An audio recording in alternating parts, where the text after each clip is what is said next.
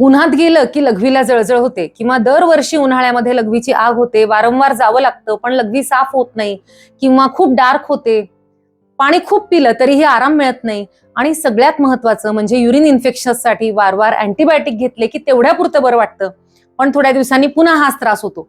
जर यातले 2-3 पॉइंट सुद्धा तुम्हाला लागू होत असतील तर आजचा व्हिडिओ फक्त तुमच्यासाठीच आहे. कारण आज मी तुम्हाला सांगणार आहे की हे वारंवार का होतं, युरिन इन्फेक्शन्स किंवा लघवीच्या तक्रारी, आणि आयुर्वेदामध्ये याला मुळापासून कमी करण्यासाठी काय उपाय आहेत. नमस्कार, मी डॉक्टर स्मिता बुरा, आयुर्वेद तज्ज्ञ, आणि स्वागत आहे तुम्हा सगळ्यांचं अर्हम आयुर्वेद या आपल्याच शास्त्रीय युट्यूब चॅनलमध्ये, जिथे आयुर्वेद आणि आत्ताचं दैनंदिन जीवन याची प्रॅक्टिकली सांगड कशी घालायची हे आपण पाहतो.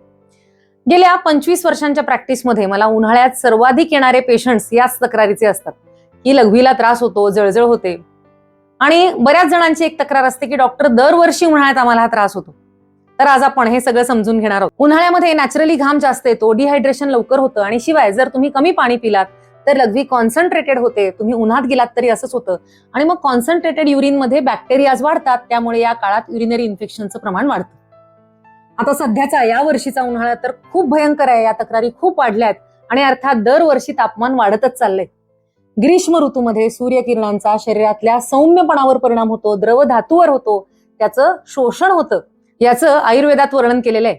तीक्ष्णांशुर अतितीक्ष्णांशु ग्रीष्मे संक्षिपती वयत प्रत्यहम क्षीयते श्लेष्मा तेन वायुश्च वर्धते. म्हणजेच कडक उन्हाळा असतो, ग्रीष्म ऋतू असतो, तेव्हा सूर्याचे अतितीव्र किरण असतात, ते शरीरातला रस शोषून घेतात, शरीर आतून कोरडं होत जातं, वातदोष वाढतो, पित्त प्रकोप होतो, आणि हे दोन्ही मिळून मूत्रवह स्रोतस म्हणजे जी काही मूत्रवह संस्था आहे त्यावर परिणाम किंवा आघात करतात. हा झाला ऋतूचा परिणाम. त्याचबरोबर काही सवयी आहेत ज्यामुळे वारंवार युरिन इन्फेक्शन होतं. त्यातली नंबर 1 सवय म्हणजे लघवी किंवा मूत्र रोखून ठेवणे. एक केरळमध्ये एक अभ्यास झाला होता, तो पब्लिश झाला, आणि त्यात असं सिद्ध झालं की खूप काम असल्यामुळे लघवीकडे दुर्लक्ष करणाऱ्या विशेषतः स्त्रियांमध्ये रिकरंट युरिन इन्फेक्शनचा धोका जवळजवळ तिप्पट आहे. आयुर्वेदात याला म्हणतात वेगावरोध. त्यामुळे अपान वायू म्हणजे मलमूत्र प्रवृत्तीवर जो नियंत्रण ठेवणारा वायू आहे ना, त्याची गती विपरीत होते आणि असे काही विकार निर्माण होतात. नंबर 2, खूप तिखट मसालेदार बाहेरचं खाणं. ग्रीष्म ऋतुचर्येमध्ये सांगितलंय की तिखट, खारट, आंबट या गुणांचे पदार्थ आहेत ते उन्हाळ्यात वर्ज्य करायला पाहिजेत, कारण हे पदार्थ शरीरातलं पित्त वाढवतात, उष्णता वाढवतात आणि मूत्रविकार वाढतात. त्याचबरोबर आहारात जर चहा कॉफी जास्त असेल तर त्यामुळे उष्णता वाढतेच. आता जर चहा कॉफीला ऑप्शन म्हणून तुम्ही कोल्ड्रिंक पित असाल तर ते सुद्धा एक महत्वाचं कारण असू शकतं बरं का. कारण कोल्ड्रिंक मध्ये खूप जास्त साखर जाते आणि सोडियम जातं, त्यामुळे थोड्या वेळानं पुन्हा तहान लागते. खरं हायड्रेशन कोल्ड्रिंकमुळे होतच नाही. तुम्हाला जिभेला थंड वाटतं पण शरीरात बॅक्टेरियासाठी अनुकूल वातावरण तयार होत राहतं. तसंच पुढचं कारण आहे वारंवार जागरण किंवा प्रवास, यामुळे सुद्धा वात वाढतो, डिहायड्रेशन होतं, मूत्रविकार वाढतात. तर ही झाली कारण. आता बघूया 5 असे उपाय. पहिला उपाय नंबर 1 तो आहे गोक्षूर, ज्याला म्हणतात सराटे. माळरानावर येणारं काटेरी अगदी छोटेसं झाड आहे गवतासारखं. सुश्रुत संहितेत याला मूत्र विरेचनीय म्हटलंय, म्हणजे मूत्र प्रवृत्ती व्यवस्थित करण्यासाठीचं सर्वोत्तम औषध गोक्षूर आहे. एक जर्नल आहे आयुर्वेद आणि इंटिग्रेटेड मेडिकल सायन्सचं, त्यामध्ये असं सिद्ध झालंय की गोक्षूर हे ई कोलाय, सिडोमोनास किंवा क्लेबिसिला या सगळ्या कॉमन युरोपॅथोजेन्स आहेत ना, त्यांच्या विरुद्ध सिग्निफिकंट अँटीबॅक्टेरियल ऍक्टिव्हिटी आहे गोक्षूरची, हे सिद्ध झालंय. गोक्षूर मूत्रवह स्रोतसाचे सगळे विकार, त्यामध्ये अॅनल्जेसिक, डायुरेटिक अशा सगळ्या पद्धतीने एकत्र काम करतं. म्हणजे काय होतं तर मूत्र प्रवृत्तीचं प्रमाण वाढतं, वेदना कमी होतात आणि इन्फ्लमेशन किंवा सूज सुद्धा कमी होते. कसं घ्यायचं तर गोक्षूर चूर्ण तुम्ही अर्धा चमचा कोमट पाण्याबरोबर किंवा साध्या पाण्याबरोबर सकाळी रिकामा पोटी किमान 15 दिवस सलग घ्या, किंवा याचा काढा घेऊ शकता, किंवा आयुर्वेदिक डॉक्टर्स गोक्षूर असलेले काही काढे किंवा सिद्ध केलेलं जे तूप असतं ते वापरतात, त्याचा अप्रतिम रिझल्ट येतो. आता उपाय नंबर 2 सोपं आहे अगदी, धण्याचं पाणी. चरक संहितेत धणे आहेत ना, त्याला तृष्णा निग्रहण म्हटलंय, म्हणजे तहान उष्णता नियंत्रित करणाऱ्या औषधांमध्ये हे खूप छान औषध आहे. एका संशोधनात धण्यामध्ये जे ऍक्टिव्ह कंपाऊंड्स आहेत लिनालोल आणि फिनॉलिक ऍसिड, हे कंपाऊंड्स युटीआयशी संबंधित बॅक्टेरिया, त्यातलेही विशेषतः ई कोलाय असतात, त्यांची ग्रोथ कमी करतात. धणे पण मूत्रवर्धक आहेत, म्हणजे लघवीचं प्रमाण वाढते, यामुळे बॅक्टेरिया कमी होतात आणि सूज सुद्धा कमी होते. कसं घेऊ शकतो आपण धणे तर रात्री 1 चमचा धणे काचेच्या किंवा मातीच्या भांड्यात पाण्यात भिजवून ठेवायचे आणि सकाळी ते गाळून हे पाणी रिकाम्या पोटी प्यायचं. 15 ते 20 दिवस सलग घ्यायचं. अगदी सोपा उपाय. आता उपाय नंबर 3 कोहळा. संस्कृतमध्ये याला म्हणतात कुष्मांड. आयुर्वेदात कुष्मांड हा मूत्रजनन द्रव्यांमध्ये म्हणजे लघवी वाढवणारा, गुणानं अतिशय थंड, रस आणि रक्त विशेषतः या द्रव धातूंमधली उष्णता कमी करणारं फळ आहे. कोहळ्यामध्ये जवळजवळ 95% पाणी आहे. उन्हाळ्यात डिहायड्रेशनमुळे कॉन्सन्ट्रेटेड युरिन होते आणि मग बॅक्टेरिया वाढतात. तर कोहळ्याचा रस असतो तो शरीराला आतून हायड्रेट करतो, वाढलेलं पित्त, उष्णता कमी होते, रसरक्त या धातूंमधली उष्णता किंवा वात सुद्धा कमी होतो. त्यामुळे लघवीतली जळजळ आहे ती थेट मुळापासून कमी करण्यासाठी उपयोगी आहे. ग्रंथामध्ये चंदन, पुनर्नवा, पाषाणभेद अशी अनेक औषधं युरिन इन्फेक्शनसाठी सांगितलेली आहेत. पण ही औषधं सगळ्यांना उपलब्ध होत नाहीत किंवा त्याचा वापर कसा करायचा हे माहित नसतं. त्याऐवजी अगदी सोपं औषध म्हणजे कोहळा.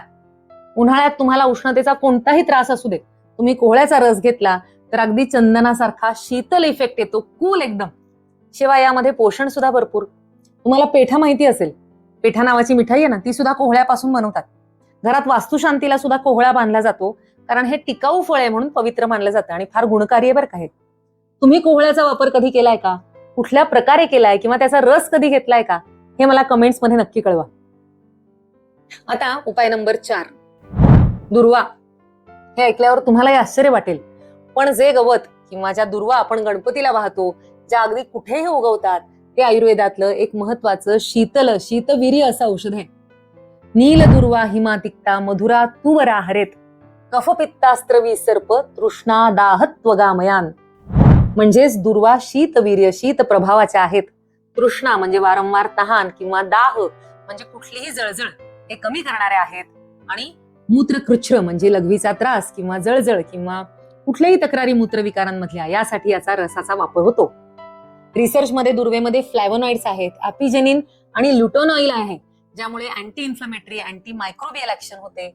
आणि उपलब्धता म्हणाल तर अगदी आपल्या घरासमोर तुम्हाला दुर्वा सापडतील. कुठलंही फॅन्सी सप्लिमेंट नाही, कुठली पावडर नाही. खरं तर आयुर्वेदाचं हेच वैशिष्ट्य आहे.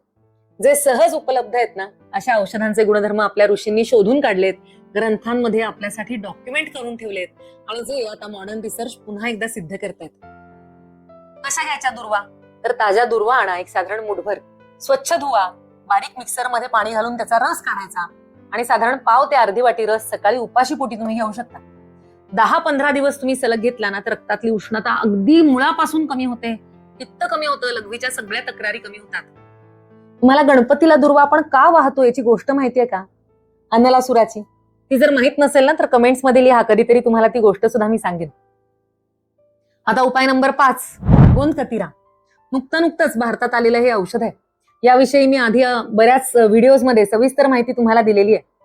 पाण्यात भिजवल्यावर याची जेली होते, असा असतो गोंदकतिरा, आणि त्याची भरपूर जेली तयार होते. ही शरीरात गेली की उष्णता, पित्त कमी होतं, लघवीतली जळजळ, हातापायांची आग होत असेल, सतत थकवा येत असेल तर त्या तक्रारी कमी होतात. शीतवीर्य आणि पित्तशामक औषध आहे. कसं घ्यायचं? फक्त 2 खडे असतात याचे, तेवढे रात्री पाण्यात भिजवायचे. सकाळी जवळजवळ अर्धी वाटी जेली तयार होते. त्यातली 2 चमचे जेली ताकामध्ये किंवा तुम्ही कोहळ्याच्या रसात सुद्धा मिसळून घेऊ शकता. जर तुम्हाला वारंवार युरिन इन्फेक्शन होण्याची जर जुनाट तक्रार असेल तर हे सगळे उपाय कराच. त्याच्याबरोबर आणखी एक सिक्रेट टिप सांगते. जेवणापूर्वी 1 कप भाताची पेज घ्या आणि त्यामध्ये 3 ते 4 चमचे शुद्ध तूप घ्या.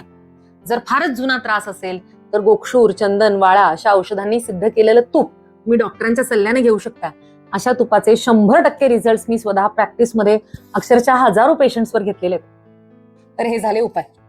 आता एक महत्वाचं, काय टाळायचं आपण आधी पाहिलेली कारण आहेत. तर चहा कॉफी दिवसातून 1 पेक्षा जास्त वेळा नको. दुसरी गोष्ट, तिखट, खूप जास्त मसालेदार बाहेरचं जेवण, विशेषतः नमकीन किंवा ज्यामध्ये सोडा आहे असले बेकरीचे पदार्थ आहेत ना, ते बंद करायचे. तिसरं, मूत्र वेग धारण म्हणजे वेग आलेला असताना सुद्धा लघवीकडे दुर्लक्ष करणे. आणि चौथं, मनानं वारंवार अँटीबायोटिक घेणे, त्यामुळे पुन्हा बॅक्टेरियाज वाढतात आणि परत युटीआय होत राहतो. जर तुम्हाला जुनाट युटीआय असेल तर त्यासाठी एक 15 दिवसांचा प्रोटोकॉल सांगतो. सकाळी उठल्यावर रात्री भिजवलेल्या धण्याचं पाणी आहे ते रिकाम्या पोटी घ्या किंवा दुर्वांचा रस घ्या, आणि दुपारी कोहळ्याचा रस घ्या किंवा गोंदकतिरा आहे तो तुम्ही ताकात घ्या. जेवणापूर्वी शुद्ध तूप किंवा औषधी तूप घ्या. जर हे उपाय केलेत तर तुमच्या लघवीच्या सगळ्या तक्रारी 15 दिवसात नक्की बऱ्या होतील याची मला गॅरंटी आहे. सोपे उपाय आहेत, सगळ्यांना करणं शक्य आहे.